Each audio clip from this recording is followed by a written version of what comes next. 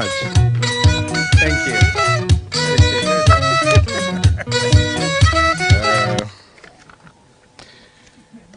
I'll also be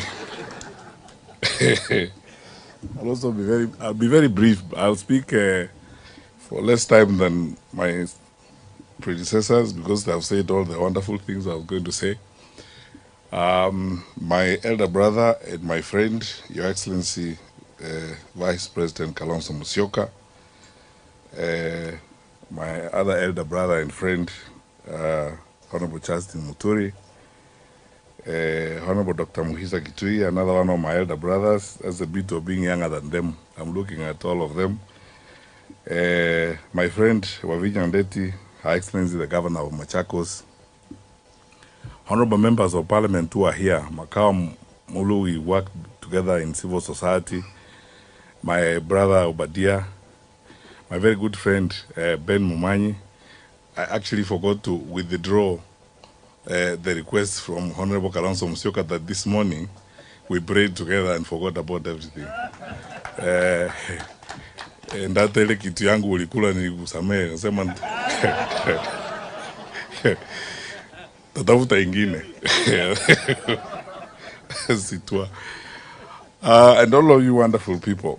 First of all, thank you so much, Your Excellency, for inviting us. The reason I readily accepted when you asked me whether I would come for this lunch is because I'm determined, and I'm going to say it here, I'm determined, like all reasonable people, to start speaking against the nonsense that goes on around this country.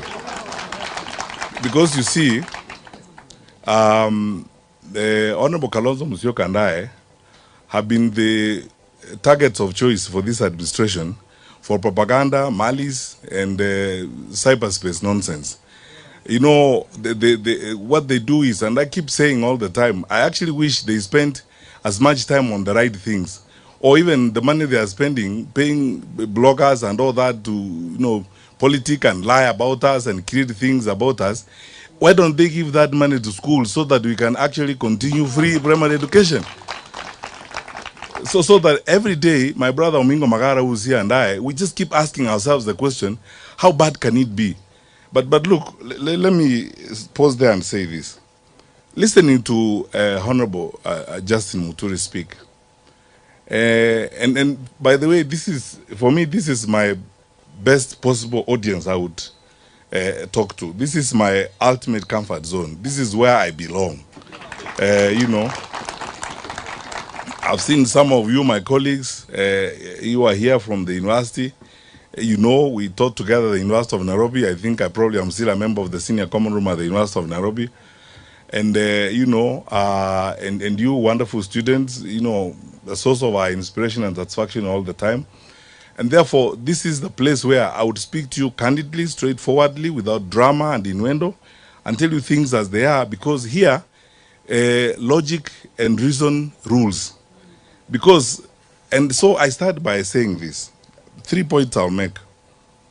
Listening to what Honorable Justin Muturi says this afternoon, I keep asking myself this question I have wondered all along. After the elections in 2022, what is wrong with us as a people? Because I remember I went to a conference of bishops in Westlands when I was Cabinet Secretary for Interior, and a bishop challenged me about money and said, these wonderful people in one party are going around promising everybody billions, Mama Mboga billions. Where have you taken the money? And I told them then, as all of you have proved today, that is a lie. These people are lying to you. There's nothing they're telling you that is truthful. They're telling you things they think you would like to hear and vote for them. And I can almost swear to you, they will not fulfill any of those things they're telling you. They're just lying to you. These guys are just liars. That's how I coined the outbreak of lies after the COVID-19 outbreak. The campaign was characterized by an outbreak of lies, people running around the country lying. And you can see yourselves that we have started season 2. They have started season 2 of those lies. We're flying around the country, they're telling people about empowerment. I mean, what do 64 shillings do to anybody? Or 100 shillings? Now they are bamboozling villagers, with helicopters and so on. You're smart people. I mean, you more than anyone else as educated people who have engaged in research, who analyze information. Please, wonderful people, there are people who lost their lives fighting for the independence of this country. What we are being asked to do is nothing compared to what some of our forefathers have done. The sacrifices people have made to get Kenya to where it is. There are other people. I mean, I have to be honest with you. And then sometimes, let's say things the way they are. There are people, including Raila himself, who have gone to detention, and other people suffering for this country to get us to where we are today. And many of those people, I cannot name today, who went to detention, suffered, getting us to where we are today. What we are being asked today is to make the right decision for Kenya. And the right decision for Kenya is that our good friends in the administration have clearly failed to manage the country. And then you don't even need a PhD. It's not rocket science. You can see clearly they cannot manage the country. And in place of, because governments, if you are an incumbent government, you run on your record. Because what they should be trumpeting now is their record, saying, you know, please, we need more time so that you can complete this. You can't ask for more time to do nothing, because you have done nothing. You're asking for more time to do more nothing. You know, but that is what this is all about. And for you guys who are here, wherever you go, the challenge we have, and that's why I would like to be very direct on this matter, the challenge we have is to talk to fellow Kenyans. Forget about this business of the tribes and regions, I don't know whose turn it is and so on. Look, we are facing a real danger as a country. Look at, I can speak to you as a former Minister of Security. Look at what's going on in Madera. How? An independent country like this that's supposed to have an infrastructure in place and so on. What is that going on there? Look at what's going on in our cities and so on and so forth. You know, the rate of crime going up, you know, every day and so on. And if you doubt me, talk to people in the security sector in the country. They tell you their woes and their challenges. People talk to us. People are even going to whatever extent to look for private opportunities to speak to us. Their woes and their cries and the challenges they're facing, how they're facing all these problems. So I want to ask you this question. Surely, you're all intelligent people. We're all intelligent people as we're here. What are we waiting for? Do we even, Honorable Kalonzo Musyoka, do we actually need to campaign? What do you want us to tell you? You know, President Kibaki used to say, unataka tukuambie nini? What do you want us to tell you? Yeah. Yeah. What do you want us to tell you? Honestly. That describe what? You can see what is going on in the country. And then you see all these dramas that are going on, you know, because the character of people who cannot deliver is clear. They will dramatize everything. They spend all their time on nonsense and the things that they lie. They use excuses every day and so on and so forth. I was in the US when I saw a letter.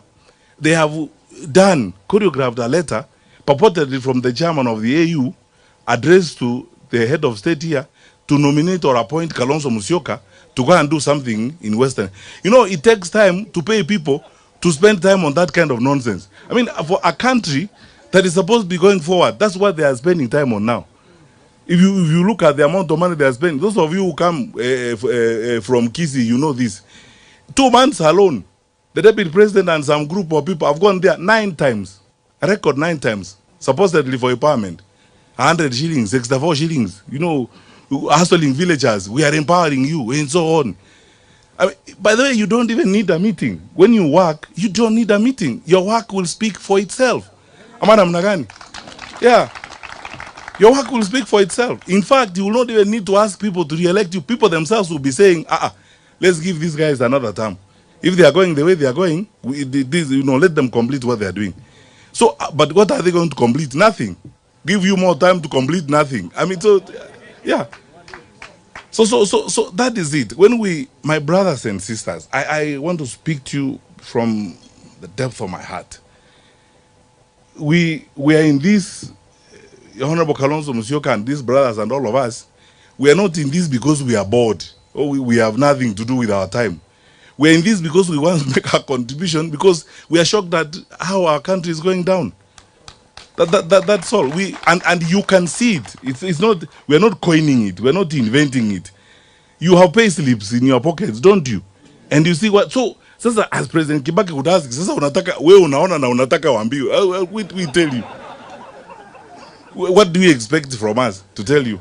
Time is here for this country to be in the hands of different managers. Our challenges and our argument is based on one thing: management. This has nothing to do with hate or anything else. And that's why, personally, I don't spend so much time on a lot of innuendos. I would like to focus on solutions. How do we get ourselves out of this? The horrific stories you hear in the education sector that are going on, no one knows that better than you guys. But what we are seeing in the country.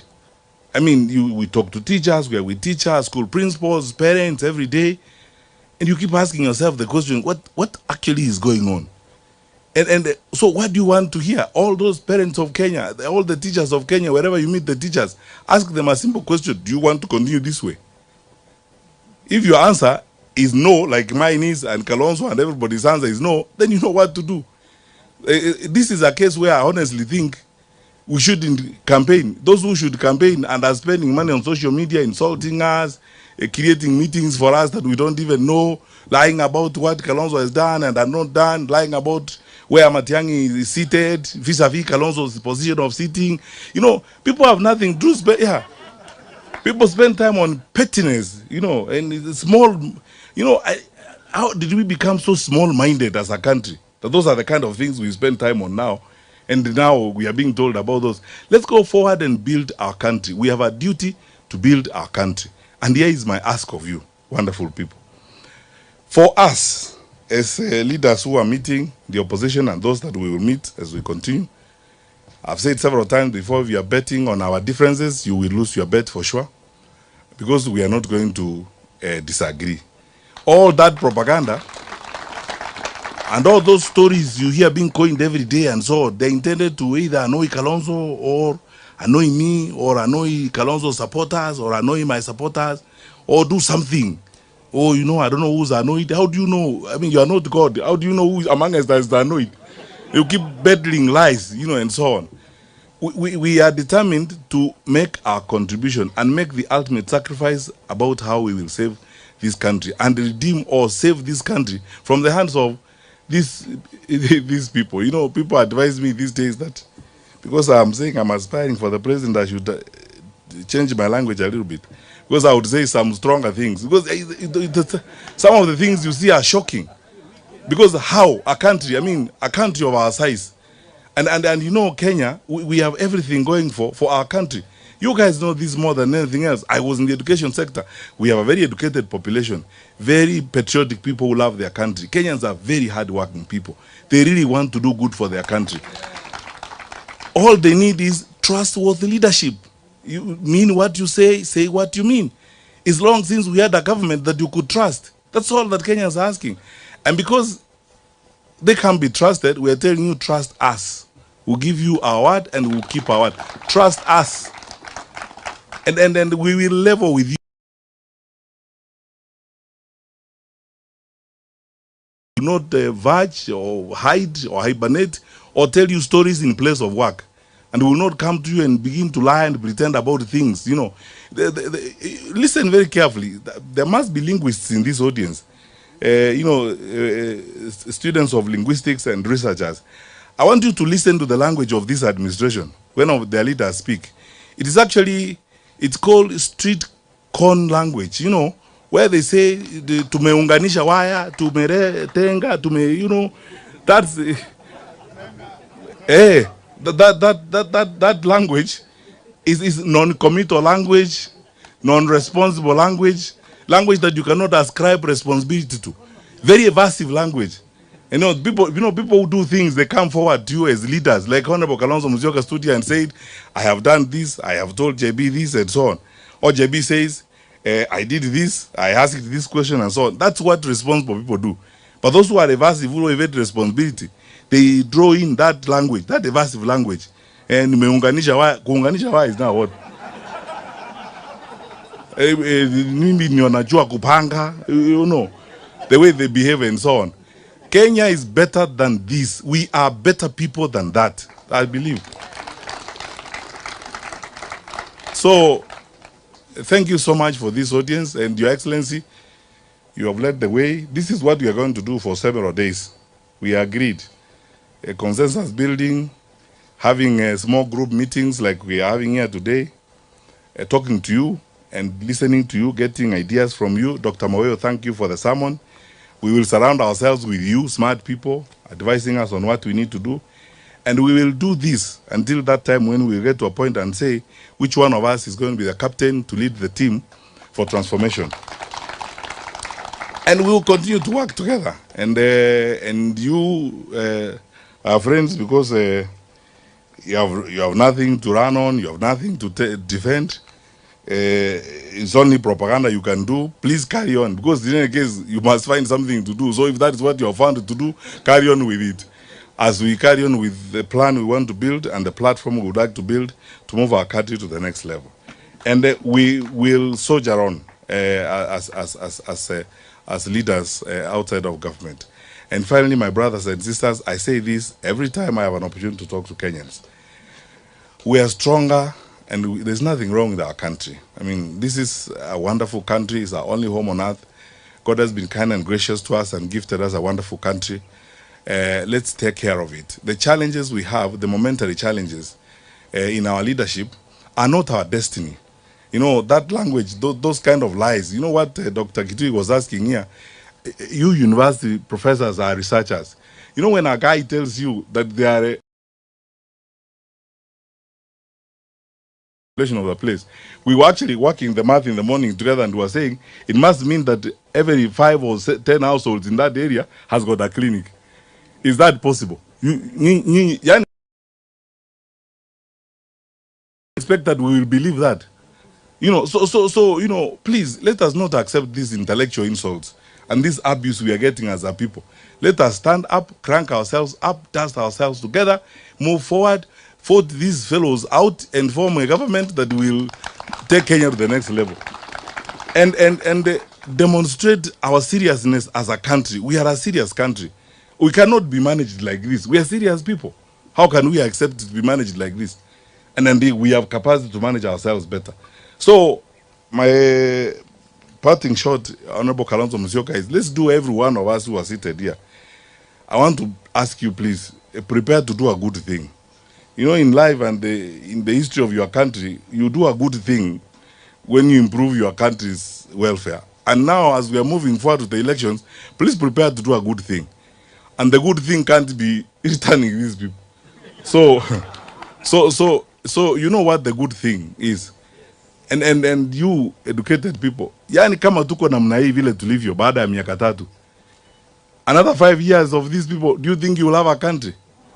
Takuwa hata umeuzwa wewe mwenyewe unafika Dubai. God bless you, my friend.